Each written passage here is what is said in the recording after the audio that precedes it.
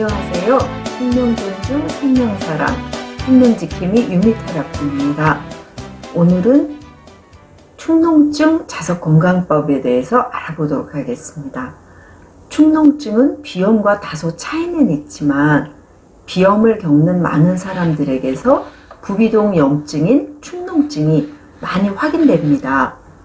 부비동의 구조를 보시면 주변 뼈에 마치 제주도 현모암처럼 구멍이 숭숭 뚫린 모양을 하고 있죠. 비염에 걸리게 되면 부비동의 이 조그만 구멍들에 문제가 생깁니다. 막히게 되죠. 그러면 공기와 습기의 흐름에 방해를 주게 됩니다.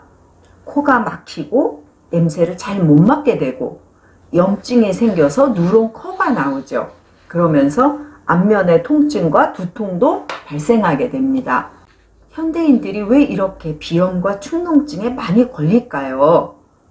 석회 동굴처럼 생긴 부비동 구조가 무너지게 되면 꽃가루, 공해물질, 미세 분진 등이 순환 장애가 생긴 곳에서 빠져나가지 못하고 그 자리에서 염증을 일으키기 때문이죠. 보시는 것처럼 코와 눈 주변, 이 부비동에 염증이 생기면 붓게 되죠. 그러면 외형상 코의 크기가 커져 보입니다. 대부분의 비염과 축농증 환자들이 이런 현상을 보입니다. 부비동은 폐에 적당한 습도와 온도를 조절하는데요. 동시에 머리에 열을 식혀주는 중요한 역할을 하죠. 부비동의 작은 동굴들, 여기에 외부의 압력이 가해지면 구조적인 변형이 오게 되죠. 그러면 질병으로 발전하게 됩니다. 그런데 이 축농증의 원인이 아닌 결과, 염증과 알러지에만 집착하면서 고치려고 하니까 자꾸 재발하고 그러다 보니까 고질병으로 자리를 잡게 되는 것이죠. 축농증의 처방 중에 코를 물로 세척하는 방법이 있죠.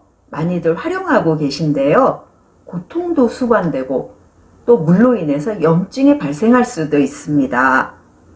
더군다나 축농증의 원인, 공기 소통로의 문제, 이걸 바로잡지 못하죠. 그래서 완전히 해결할 수 없는 것입니다. 부비동은 이 내부에서 코와 귀와 입과 연결되어 있죠.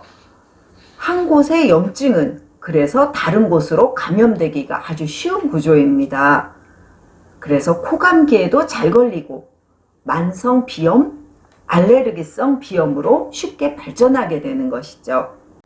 치주 질환이 생긴 경우에 위턱에 위치한 상악골에 염증이 생기면서 부비동염으로 발전하게도 됩니다. 냄새를 잘 못 맡고 두통이 심해지면서 매일의 일상이 고통이 되죠. 자, 이제 천사봉으로 축농증의 근본 원인을 해결해 볼까요? 자석건강법은 부비동 주변을 중심으로 관리해 주시면 되는데요. 첫 번째, 상악골 부위입니다. 얼굴의 비대칭으로 턱관절이 틀어지면서 부비동이 왜곡되면 특히 이 상악골 부위, 이 부분이 변형이 되죠. 광대뼈가 짝짝이가 되거나 지나치게 돌출하기도 합니다. 상악골은 아시는 것처럼 윗니가 붙어있는 이 부위인데요. 턱관절이 틀어지면 위턱에 문제가 생기죠. 그래서 이 부위는 천사봉으로 해결해 주시면 됩니다. 눈 아래의 상악골, 인중 부위, 또 천사봉이 닿아서 비빌 때 통증이 심한 부위, 이 부분을 집중적으로 문질러 주세요. 두 번째, 코와 이마, 저평골 부위입니다. 우리가 알고 있는 코, 단단하게 닫힌 공간이 아니라 열린 공간입니다. 코 중앙의 비중격, 이것은 연골인데요. 그래서 틀어지기 쉽죠. 이곳은 천사봉의 구슬 부분으로 살살 문질러 주세요. 눈썹 부위의 전두동, 관자놀이 부분의 저평골, 이 부분은 아래턱과 인대로 연결되어 있죠. 그래서 이 비틀린 압력을 천사봉으로 풀어주셔야 하는데요.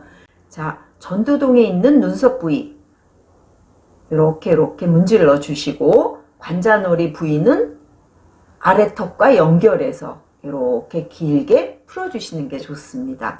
세 번째, 목 근육을 풀어주십니다.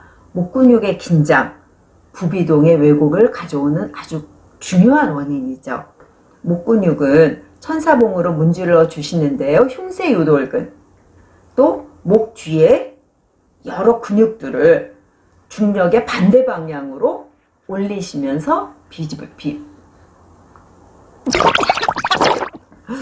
흉쇄유돌근 중요하죠. 그리고 뒤에 있는 목 근육 다 중력의 반대 방향으로 아래에서 위 방향으로 문질러 주세요. 네 번째, 턱관절과 축두골입니다.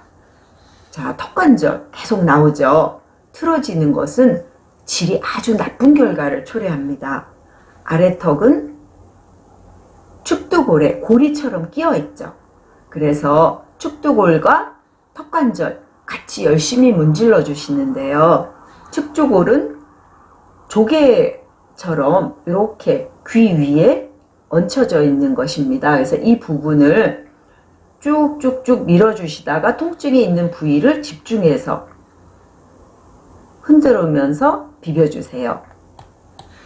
턱관절 같은 경우는 아시는 것처럼 입을 살짝 벌린 상태에서 비벼주시는 게 도움이 됩니다. 자, 얼굴은 예민한 부위죠. 시간이 걸리더라도 천천히 약하게 차근차근 관리해 나가시는 게 도움이 됩니다. 다음 시간에도 더 유익한 자석 건강법으로 찾아뵙겠습니다. 감사합니다.